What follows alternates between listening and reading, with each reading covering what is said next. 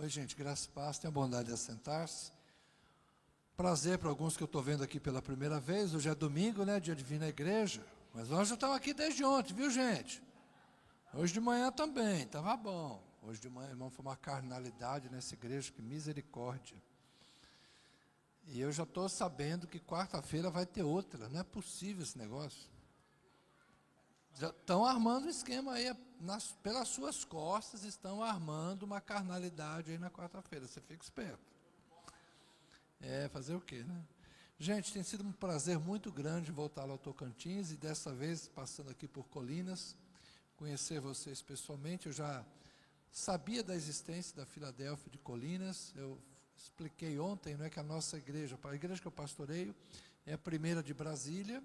A primeira de Brasília é mãe da Filadélfia do Guará 2, e a Filadélfia do Guará 2 nasceu com o mesmo DNA missionário, e por meio da igreja do Guará vocês vieram a existir. Então nós somos da mesma cepa, do mesmo tronco, estamos plantados sob a mesma raiz, que é o Senhor Jesus Cristo.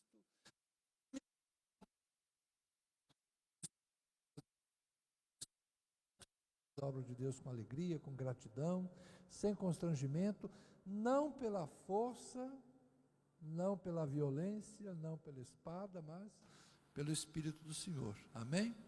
Eu fui lá para o fundo para ver a apresentação de lá, porque quando a gente senta aqui na frente, não é a mesma percepção de quem está mais atrás, né? Eu gosto de certas coisas. Tinham 11 apóstolos, vocês contaram igual eu contei 11. Vocês contaram 12 mesmo? Não, é porque eu desconfiei, eu perguntei para eles, quem vai ser o Judas? Aí ninguém se manifestou, eu desconfio que já tiraram de saída. Não sei se tinha 12 mesmo, vamos conferir depois no YouTube se eram 12. Todos achando que já eram 11, já tiraram logo. Acho que é por isso que o futebol só tem 11 jogadores, né? Para ter certeza que não vai ter um traíra lá no meio deles. Mas, se bem que de vez em quando tem uns que enterram o time, né? Paciência. Mas, gente, olha, é bom demais a gente celebrar Jesus com essa liberdade que nós temos, não é? Liberdade de adorar, liberdade de cantar, liberdade para dançar, mas também a liberdade para a gente orar, o secreto do quarto, o pequeno grupo caseiro, o grande ajuntamento, essa riqueza que a gente tem. A graça de Deus se manifesta de muitas e diferentes formas, mas é sempre o Senhor, é sempre o Espírito de Deus, é sempre a palavra de Deus frutificando em nosso coração. Então, eu quero agradecer mais uma vez o convite generoso que o pastor Lucas me fez. Vindo para cá agora há pouco, a Helena me perguntou, você já tinha algum amigo aqui? Porque ela falou assim, posso ser seu amigo? Você é meu amigo? Sou teu amigo. Você já tinha outro amigo aqui? Eu falei, ainda não conhecia ninguém. E é interessante essa ideia, né, de você ir a um lugar onde você pessoalmente ainda não conhecia ninguém. Mas ao mesmo tempo, a gente já se conhece há muito tempo, né, rapaz? Por quê? Porque nós temos um amigo em comum. O Espírito de Cristo provoca isso na igreja.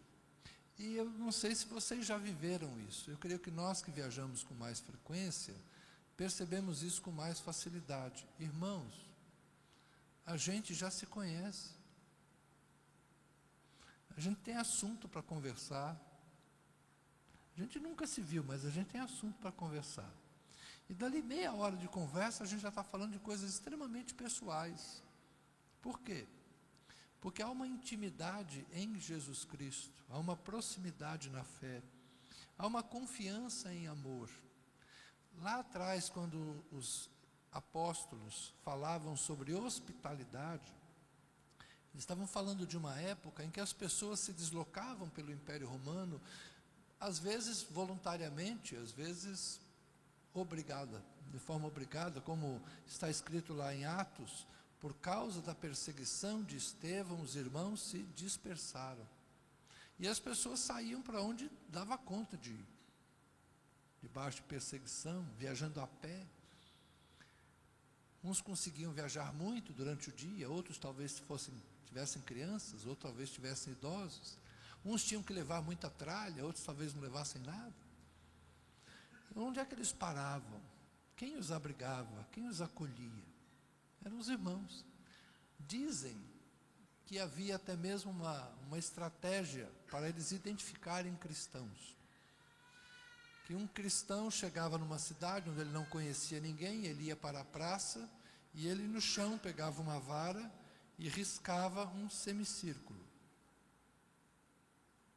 Dizem, não tenho certeza disso, mas é uma história contada mais de uma vez. Ele riscava um semicírculo e ficava parado. Aí vinha alguém e riscava o semicírculo num sentido inverso, mas não exatamente formando um círculo, formando um peixe. Era um símbolo. Sabe aquele peixinho estilizado que a gente faz? Tchan e tchan. Por que era o peixe? Porque a palavra para peixe em grego é ictus. Jesus Cristo Rio do Tel. Jesus Cristo, o Filho de Deus. As iniciais dessa frase, Jesus Cristo, Filho de Deus, era ictus, e soteros, Salvador. Então era um código entre eles, riscava e ficava esperando. Alguém via isso, riscava e dizia, sou irmão. E aí peixe, igual Romário, e aí peixe. Coisa bonita, não é? E aí falava, vamos à minha casa. É um cristão recebendo outro cristão. Lembra da história de Paulo?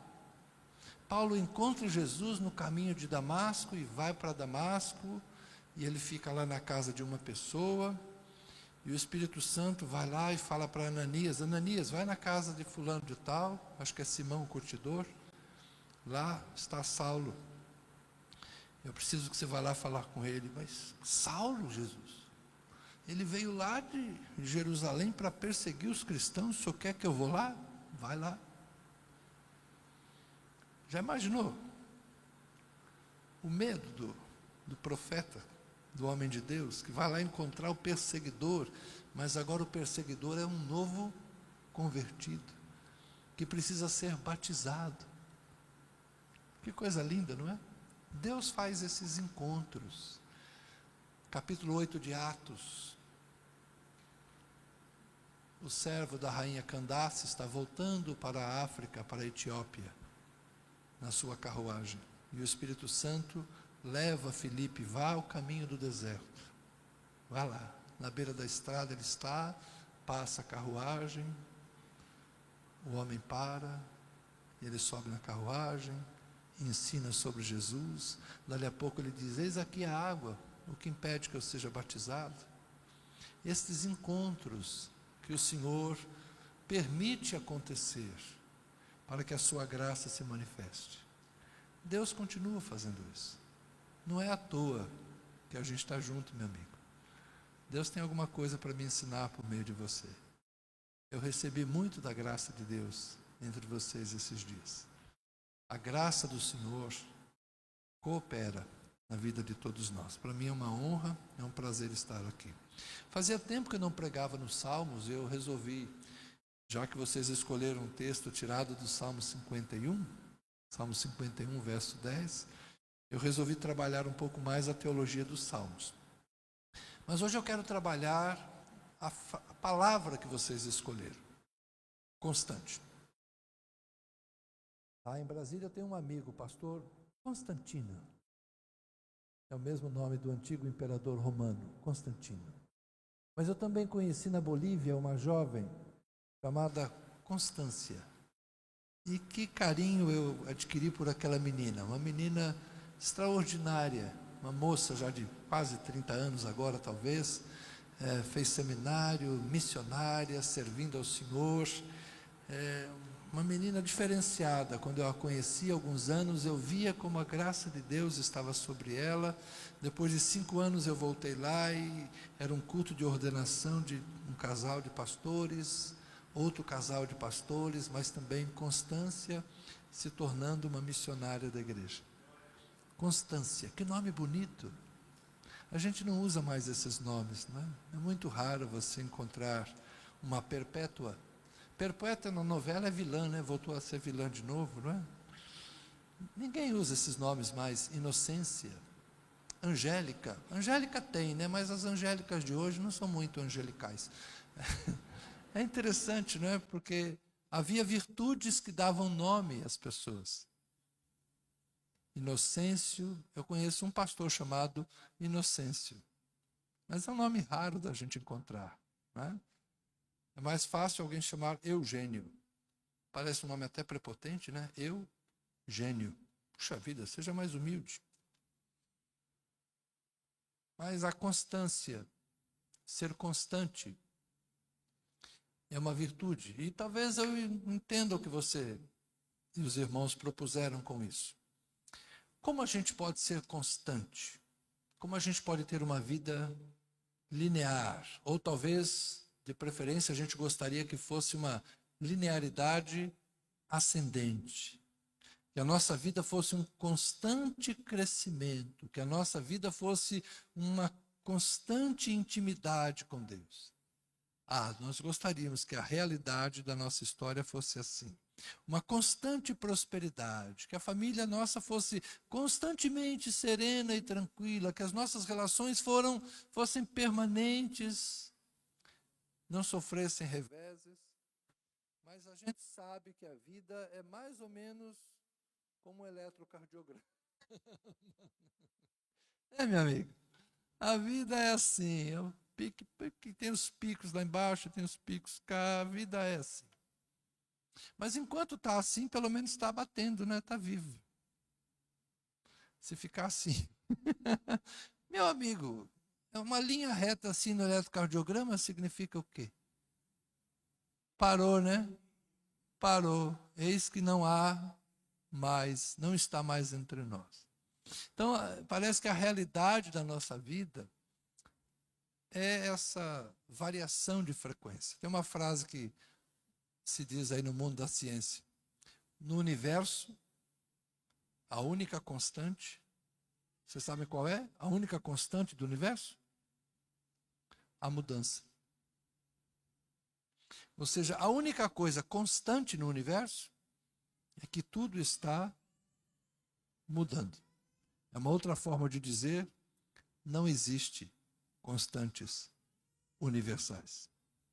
As coisas passam por mudanças. Nós mudamos. E vou finalizar essa introdução longa, já que você falou de pastor há 16 anos, eu há 26. Dizem que perguntaram ao pastor João Filson Sorém, pastor da primeira igreja batista de Niterói por 50 anos.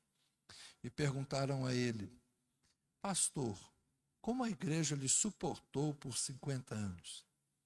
E ele respondeu, a cada ano eles tinham um novo pastor.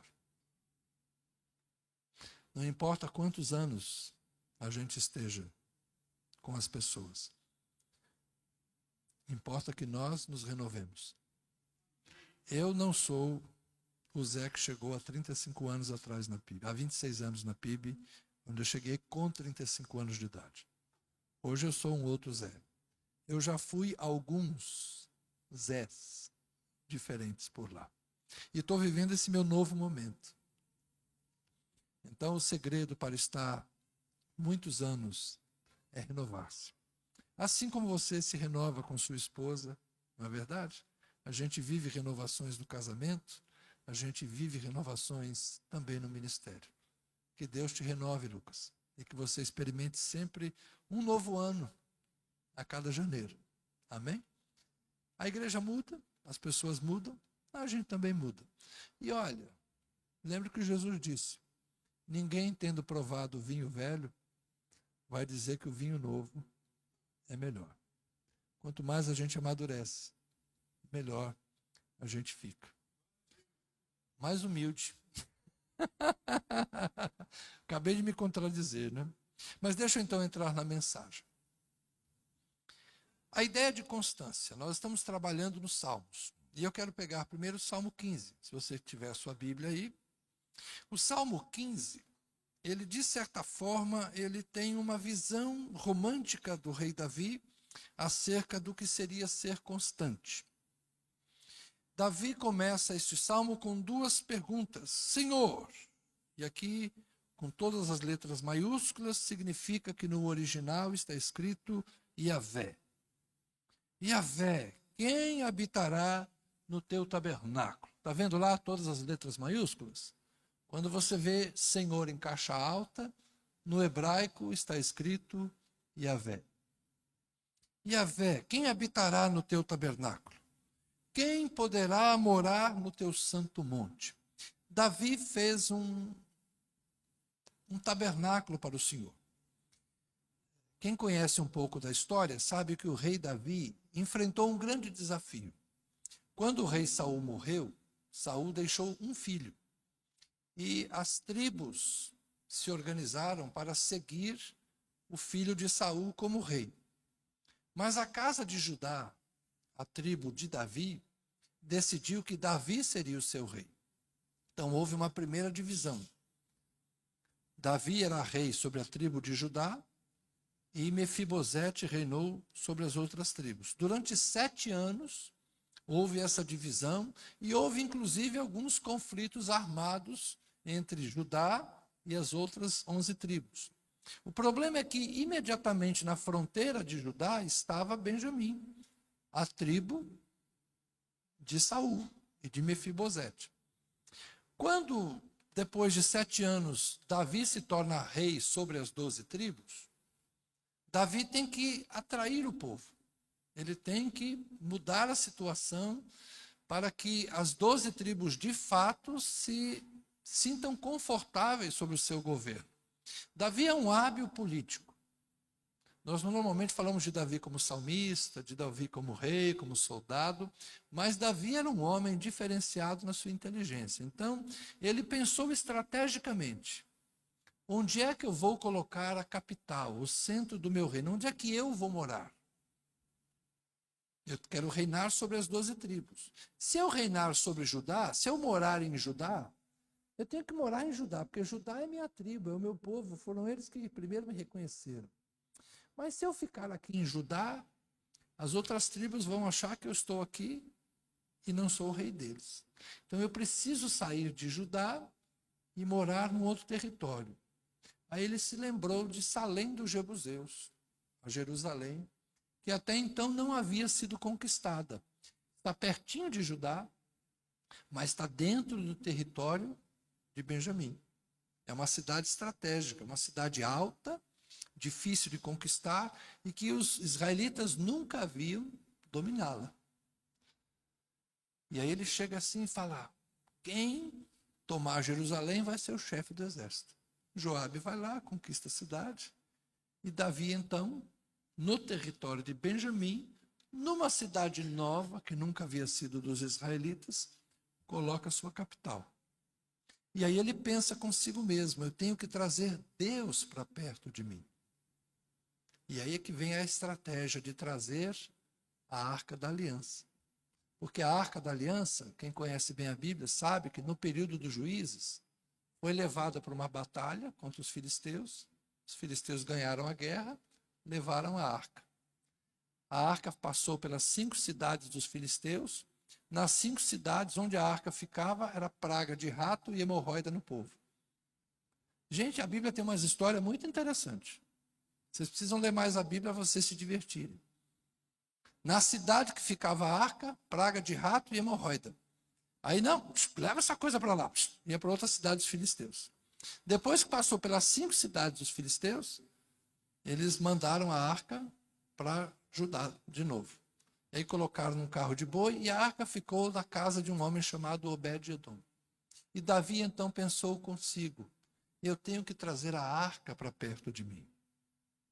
Ele já está em Jerusalém, ele já está morando na cidade alta, no monte. Ele faz então um tabernáculo e manda trazer a arca. Lembram da história? Primeiro ele traz um carro de boi, a arca quase cai, Uzá vai lá, segura a arca, mas morre. E Davi se pergunta: como trarei a mim? Olha a ideia: como trarei a mim a arca do Senhor? Ele quer trazer Deus para perto dele, porque ele sabe que se ele estiver perto de Deus, o povo vai estar perto dele. Ele é inteligente, gente. Ele quer estar bem com Deus, bem com o povo, governar as 12 tribos, mas ele precisa da presença de Deus. Então é desse tabernáculo que ele fala: Senhor, quem habitará no teu santo tabernáculo? No teu santo monte? Ou seja, quem é que vai ficar aqui perto da tua presença? Nós cantamos algo parecido, não é? Hoje cedo, agora à noite. A gente quer estar na presença de Deus. Foi lido o texto de Moisés. Mas a presença de Deus infunde temor e tremor. Onde Deus está, a gente teme. Ele começa então a responder: quem habitará? Quem poderá morar? Aquele que vive com integridade, que pratica a justiça e de coração fala a verdade. Ele começa a responder as suas duas perguntas. Ele gostaria que ali na cidade de Davi, na Jerusalém, agora capital do reino, onde ele colocou a arca da aliança, onde ele desejava que Deus fosse adorado, o desejo do seu coração que naquele lugar só habitasse aquele que vive com integridade, que pratica a justiça e de coração fala a verdade. Aquele que não difama com sua língua, naquela época não havia rede social, então era mais fácil. Aquele que não difama com sua língua, não faz mal ao próximo, nem lança injúria contra o seu vizinho. Você falou de injúrias hoje, não é? Davi não queria que houvesse injúria no lugar onde Deus estava. Verso 4, aquele que a seus olhos tem por desprezível ao que merece reprovação, mas honra os que temem o Senhor. Percebam que são relacionamentos de elevado padrão. Aquele que, aos seus olhos, ele percebia quem deveria ser atraído para perto e quem deveria ser deixado de lado. Desprezar os que são reprováveis, mas honrar os que temem o Senhor. Aquele que jura e cumpre o que prometeu, mesmo com prejuízo próprio. Aquele que não empresta o seu dinheiro com usura, é uma forma, hoje nós chamaríamos de juros abusivos. Nem aceita suborno contra o inocente. A corrupção não é algo novo, gente. A corrupção de quem tem o poder já é muito antiga. Aqui, Davi já falava dos juízes corrompidos pelo suborno. E aí, juiz nem é um juiz de tribunal, são os líderes da cidade que ouviam as causas e decidiam ali entre os anciãos. Enfim, percebam que a expectativa de Davi é que a sua cidade, a sua capital, aquele lugar que ele estava construindo para ser um lugar de confluência do seu povo, onde Deus habitaria, deveria ser um lugar que só ia ter gente boa. Teoricamente falando, se todo mundo fosse assim, a vida era fácil, né? Vocês já imaginaram viver num país onde não há roubo? Se não houvesse roubo, não precisava de polícia. Não tinha cadeia. Vocês já imaginaram? Nós temos mais ou menos 700 mil brasileiros encarcerados. E talvez mais um tanto desses que merecia estar preso. Se não houvesse esse 1% de brasileiros maus elementos, os policiais estavam desempregados, os delegados estavam desempregados, os juízes iam ter menos trabalho. Vocês já perceberam o aparato que existe no Estado para coibir a violência, para coibir o roubo, coibir a injustiça? Nós pagamos essa conta toda. A gente fica invocado como, o judiciário custa tudo isso. Só existe judiciário porque tem gente que judicializa as questões, né? Se tudo fosse resolvido amigavelmente, se não houvesse desonestidade, puxa vida, estava todo mundo trabalhando para produzir coisa boa. E não trabalhando para pagar imposto para um monte de gente que dá trabalho para nós. Davi sonhava com uma cidade onde todo mundo fosse gente boa. Vou ler um outro salmo, o Salmo 101. É a mesma ideia, com algumas variações. Mas vamos perceber como a ideia de Davi é uma ideia otimista em relação à possibilidade de uma sociedade amigável e estável. Olha o Salmo 101. Cantarei a respeito da bondade e da justiça. A ti, Senhor, cantarei. Senhor, lembra o irmão da água, para que ele venha por aqui, Senhor, que hoje eu vou precisar de água. Cantarei a respeito da bondade e da justiça. A ti, Senhor, cantarei.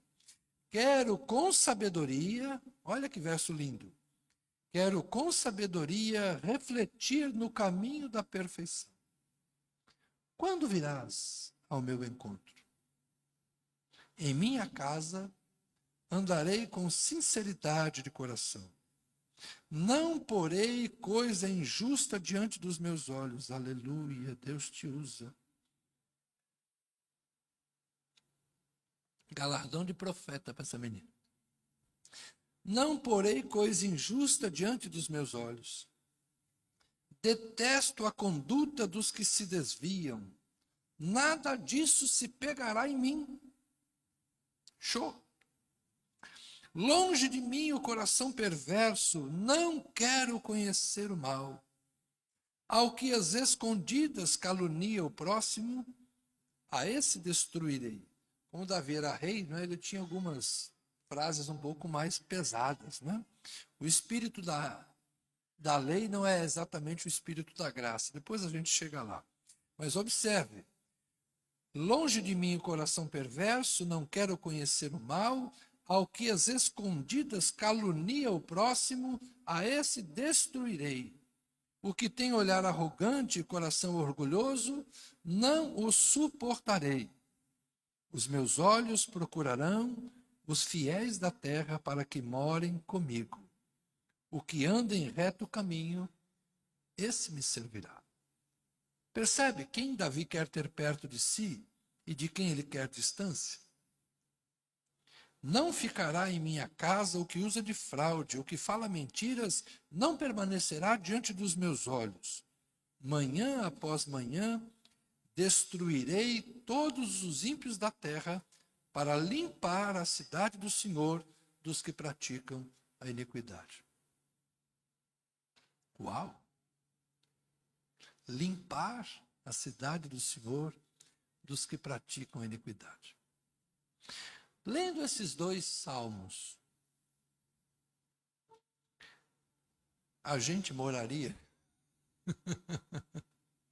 Será que nós teríamos um green card para morar nessa cidade que Davi está propondo? Se a gente levar isso aqui muito a sério mesmo, meus olhos procurarão os fiéis da terra. Vocês entendem o dilema? Como é bonito a gente ser otimista em relação aos padrões morais elevados. Mas quando a gente começa a olhar para nós mesmos e aplicar a nós mesmos esse alto padrão de exigência, a gente começa a pensar, meu Deus, será que eu posso morar no teu santo monte? Será que eu posso habitar nesta cidade? Porque Jesus vem nos ensinando muito tempo depois. Você vê o cisco do irmão, você vê o cisco no olho do outro, mas não percebe o pedregulho, a trave que está no teu olho. A gente enxerga com muita facilidade os defeitos dos outros, mas a gente tem muita dificuldade para enxergar os nossos defeitos. A gente tem muito rigor, às vezes, para analisar o filho dos outros, mas a gente tem muita complacência com os nossos próprios filhos. A gente tem muito rigor com os defeitos alheios, mas muitas justificativas para os nossos defeitos. Agora é chique todo mundo ser TDAH, ser autista, traumatizado. Não é? É que eu sofri muita violência na infância, por isso que eu sou violento. Minha mãe brigava comigo, por isso que eu sou assim. Meu pai era assim, meu avô era assado. Então a gente procura 1000 desculpas para justificar os nossos comportamentos. Em alguns casos isso explica. Mas percebam como ser constante é um desafio. Porque habitar na casa do Senhor, permanecer no alto monte, é uma ideia de relação estável com Deus. Isso demandaria de nós um caráter irretocável. Quando Paulo lista as qualidades do bispo, do líder da igreja, ele fala: o bispo seja irrepreensível. Aí eu fico pensando, como é que nós vamos dar conta de sermos irrepreensíveis? Paulo não está falando de sermos perfeitos. Está falando de sermos irrepreensíveis. Aos meus colegas pastores eu quero dizer, ninguém deverá ter o direito de chegar a nós e nos repreender. Porque antes que eles venham nos repreender dos nossos erros, nós deveremos tê-los percebido e tê-los confessado. Inclusive quando erramos publicamente, pedindo perdão publicamente. Eu, como pastor, sou um ser humano. Sou marido, sou pai, sou avô, sou um cidadão brasileiro que deveria cumprir todas as leis, e eu não sou perfeito. Mas eu tenho que ter consciência dos meus erros. E quando eu errar, antes que alguém chegue para mim e fale: Zé, dá para ter uma conversa com você? Precisa ter um gabinete com você. Eu falo: ô, irmão, pode vir, pode vir. Então, irmão, qual é o seu problema? Não, Zé, eu não queria falar do meu problema. Eu queria falar do seu problema. Zé, você está fazendo isso aqui que não é certo. Zé, isso aqui não vai ficar bem. Vocês estão entendendo? Já pensou um membro marcar gabinete com a gente para dizer para a gente o que a gente está fazendo errado? Fica feio, né, irmão? Então a gente não precisa ser repreendido por um irmão mais velho, que nós fôssemos assim o tempo todo. Nós somos educados para isso. Não mexa com a filha dos outros. Respeite a filha dos outros. Você tem irmã. Não é assim que a gente ouvia? Eu não. Em casa somos 4 homens. A lei lá em casa era diferente. Minha mãe falava assim: segurem suas cabritas, meus bodes estão soltos. Ela só tinha filhos homens. Mas em compensação, nasceram 3 netos e 8 netas. A gente paga a língua da gente.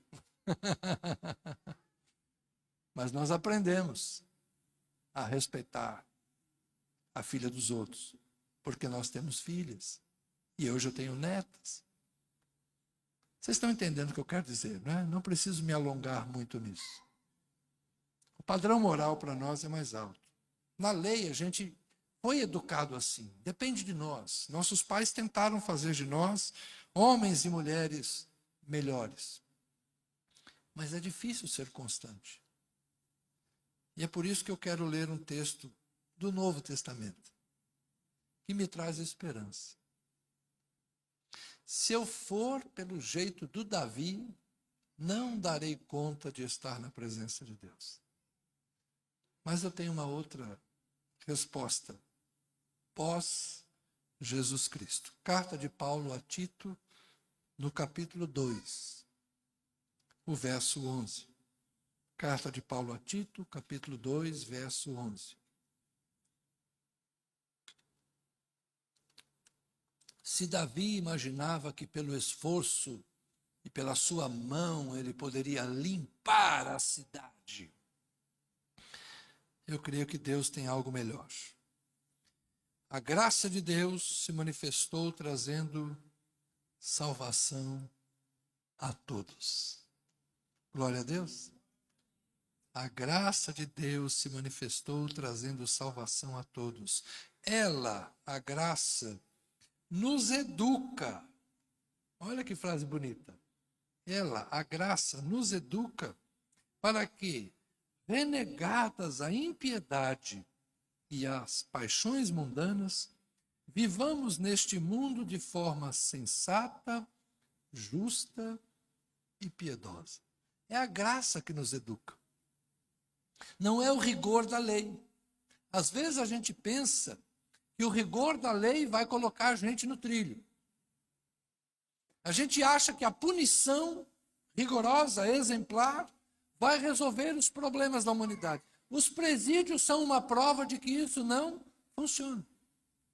Em alguns países, durante muito tempo, se tentou a pena de morte. Isso não resolveu o problema. Apenas criou algumas outras injustiças irreparáveis, como executar alguém que era inocente. Alguns erros judiciais, que não tem como você restaurar. Há pouco tempo, um cidadão lá dos Estados Unidos ficou preso 26 anos. Depois concluíram que ele era inocente. Como é que você devolve 26 anos da vida de alguém? O outro ficou preso 34 anos. Como é que você devolve 34 anos da vida de alguém? Mas se você executa um inocente, como é que você devolve a vida para ele? Então, às vezes a gente pensa que o rigor, a violência que retribui a violência vai produzir uma sociedade justa. Nós somos uma prova de que não é tão simples assim produzir uma sociedade justa. É a graça. É a graça de Deus que nos educa para que renegadas, mas há uma ação aqui, não é? Renegadas à impiedade. O que é a impiedade? Piedoso é aquele... Hoje, piedade para nós tem a ver com compaixão, misericórdia. Mas no sentido original, piedade tem a ver com temor de Deus. É aquele que teme a Deus. A impiedade é a falta do temor de Deus. Então, se você renegar a impiedade, ou seja, renegar a falta do temor de Deus, ou o inverso, passar a temer a Deus, e você também deixar de lado as paixões mundanas, esse mundo dos prazeres vis, e vivermos uma vida sensata neste mundo, vivermos neste mundo de forma sensata, pensada, ajuizada, justa e piedosa, aguardando a bendita esperança e a manifestação da glória do nosso grande Deus e Salvador, Jesus Cristo. Então, o apóstolo Paulo ensina a Tito que a forma de nós melhorarmos a nossa vivência, a experiência de ser humano, é viver de uma forma sensata, justa e piedosa, sendo educados pela lei? Não. Sendo educados pela graça de Deus. É por isso que é uma expressão preciosa de Paulo, é o amor de Cristo nos constrange. O que é ser constrangido? Você se sente tão sem graça, você se sente desconfortável para fazer alguma coisa que, por exemplo, você não pode ser ingrato a alguém que fez muito bem a você. Não é assim que a gente fala, rapaz, eu fiquei constrangido. Eu fiquei sem graça de não ir. Eu fiquei sem jeito de não fazer. Constrangimento para nós é isso, não é? Você é impelido a fazer algo, você se sente no dever de fazer algo. Então, o amor de Cristo é tão grande por nós, que nós só podemos fazer o quê? Amá-lo. A graça é tão generosa conosco, que nós podemos fazer o quê? Amar o Senhor. Agradecer. Ele, verso 14, Ele deu a si mesmo por nós, a fim de nos remir, pagar o preço, de nos remir de toda iniquidade e purificar para si mesmo um povo exclusivamente seu, dedicado à prática de boas obras. Percebam que é Jesus que dá a si mesmo por mim e por você, para que por meio do sacrifício dele, ele forme um povo que é exclusivamente dele, e consigamos fazer as boas obras que ele preparou de antemão para nós. Mas é a bondade dele que opera em nós. É a vida de Cristo em nós. Davi imaginava que Ele poderia construir uma sociedade justa, escolher amigos íntegros, habitar perto dele somente pessoas, gente boa. E quem não fosse gente boa, ele matava, ele botava para fora, ele expulsava. Ele nunca fez isso porque, honestamente, nem ele podia morar na cidade que ele fez. Não é verdade? E não é que se cumpriu na vida dele, um dia ele teve que fugir de Jerusalém. Porque o Absalão, filho dele, foi lá e tomou o poder. E Davi saiu fugido da cidade. Davi não pôde morar na cidade santa. Por quê? Porque ele era um pecador. Salmo 51, ele vai confessar o seu pecado e vai se arrepender dele. Mas Deus o restaurou. Amém? Davi morreu restaurado. Mas passou uns perrengues brutos na vida. Percebam, então, a graça é a grande resposta de Deus para que a gente tenha uma vida diferente. Seguindo o raciocínio de Paulo, eu vou saltar alguns versos. No capítulo 3 da mesma carta a Tito, verso 4. Quando se manifestou a bondade de Deus, nosso Salvador, e o seu amor por todos, ele nos salvou, não por obras de justiça praticadas por nós, mas segundo a sua misericórdia. Você pode dizer glória a Deus? Quando se manifestou a bondade de Deus, nosso Salvador. Quem é a bondade de Deus? A bondade de Deus, gente, é uma pessoa. A bondade de Deus é Jesus. Quando se manifestou a bondade de Deus, nosso Salvador. Aleluia. E o seu amor, o amor de Jesus por quem? Por todos. Jesus amou a samaritana na beira do poço, lá em Sicar. Os judeus a desprezavam, mas ela perguntou, como? Sendo eu uma mulher samaritana, e você um judeu, você fala comigo. Porque Jesus ama a todos. Os leprosos, ele curou a todos, inclusive o leproso samaritano, que estava lá, junto com os outros judeus. Ele atendeu o pedido da mulher Cirofenícia. Ele atendeu o pedido do centurião romano. Jesus amava a todos. Jesus não veio para um povo, Jesus veio para a humanidade. O amor de Deus por todos os homens. Deus amou a humanidade de tal maneira que deu seu Filho unigênito para que todo aquele que nele crê não pereça, mas tenha vida eterna. Só os judeus? Só os brasileiros? Não, gente. Até os argentinos serão salvos pela graça de Deus. Aqui a gente pode brincar com isso. No Rio Grande do Sul, não. Sempre tem um argentino lá dentro da igreja. Bom, ele nos salvou mediante o lavar regenerador e renovador do Espírito Santo que ele derramou sobre nós ricamente por meio de Jesus Cristo, nosso Salvador, a fim de que, justificados por sua graça, nos tornemos herdeiros segundo a esperança da vida eterna. Senhor, quem habitará no teu santo monte? Quem permanecerá na tua presença? Quem estará diante do Senhor no santuário? Aquele em quem habita o Espírito de Cristo, que nos foi dado pela graça do Senhor, pela bondade do Senhor. Nós não nos salvamos. Nós não nos tornamos aceitáveis por nossos méritos. Nós não podemos nos apresentar a Deus por nós mesmos, mas nós somos aceitos na presença de Deus pelos méritos de Jesus Cristo, nosso Senhor e Salvador. É por isso que a graça frutifica naquele que crê. Qual o segredo da constância, portanto? Como eu posso ser constante? Como eu posso morar na presença de Deus? Como eu posso permanecer na presença de Deus, sem viver esses altos e baixos tão radicais a ponto de eu não me sentir mais salvo, de eu não me sentir um crente em Jesus Cristo, de eu não me sentir em condição de orar, de falar com Deus. Como é que eu posso superar essas crises espirituais? Compreendendo que a graça de Deus opera naquele que crê. Você não é aceito porque é perfeito. Você é aceito porque Jesus foi perfeito.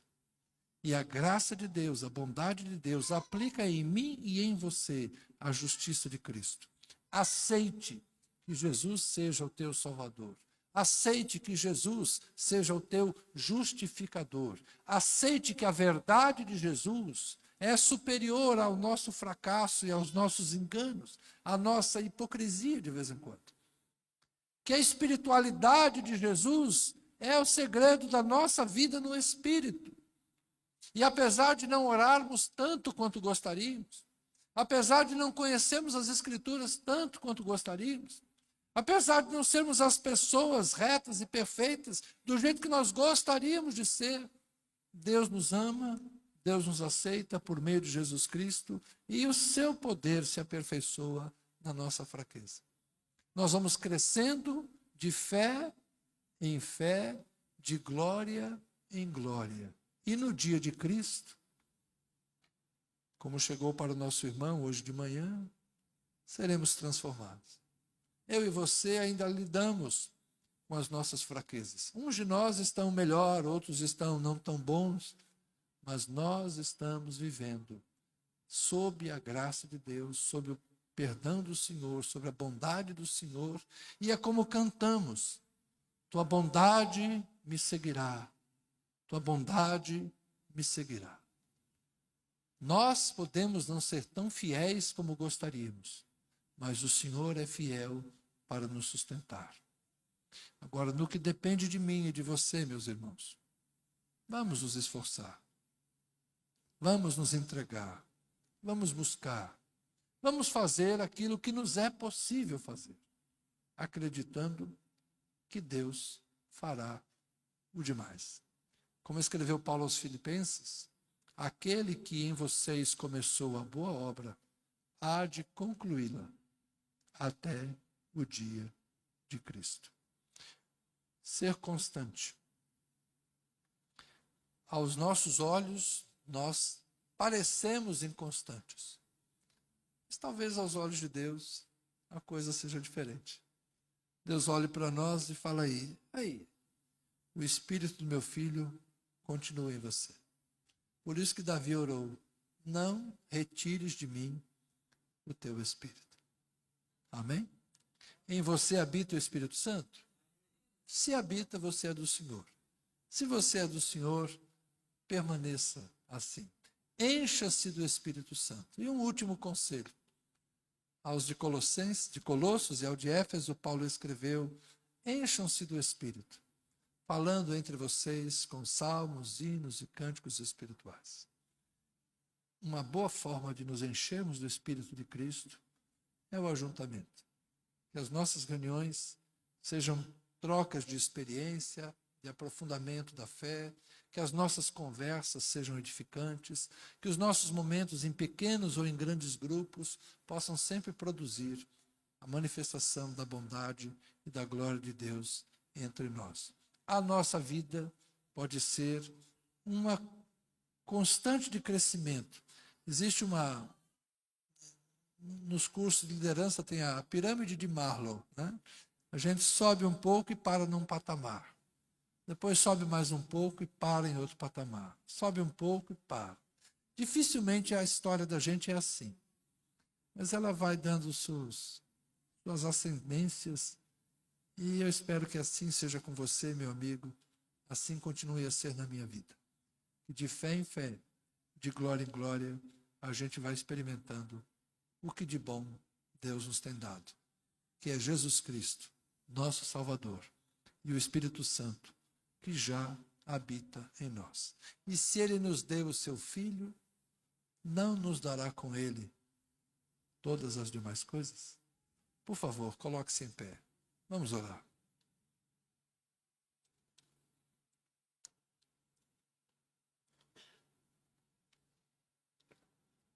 Senhor, é possível que nenhum de nós hoje se sinta suficientemente crente. É possível que nenhum de nós hoje se sinta suficientemente preparado para enfrentar os desafios que a vida nos propõe. Nós gostaríamos de ser melhores, Senhor. Nós gostaríamos de orar mais, com mais intensidade. Nós gostaríamos de ser mais generosos com todas as pessoas. Nós provavelmente gostaríamos de nos dedicarmos mais às causas sociais. Nós temos tantos sonhos, Senhor, tanto desejo de sermos pessoas melhores. Mas esbarramos sempre na nossa limitação, Senhor. Muitos de nós aqui, homens, gostaríamos de ser melhores pais, melhores maridos. As esposas provavelmente pensam como nós, Senhor, e também olham para si mesmas desejando se tornarem melhores. Os filhos gostariam de amar mais e cuidar melhor dos pais. Os pais gostariam de ser mais eficientes na educação de seus filhos. E nós todos estamos aqui, Senhor, lutando para acertar. Acertar a mão, Senhor. Acertar o sal, acertar o açúcar, acertar a medida. Acertar a temperatura do fogo, Senhor. Ah, como nós gostaríamos de preparar com esmero a receita do bolo chamado ser humano. Mas cada um sai de um jeito, Senhor. Cada um é de uma forma.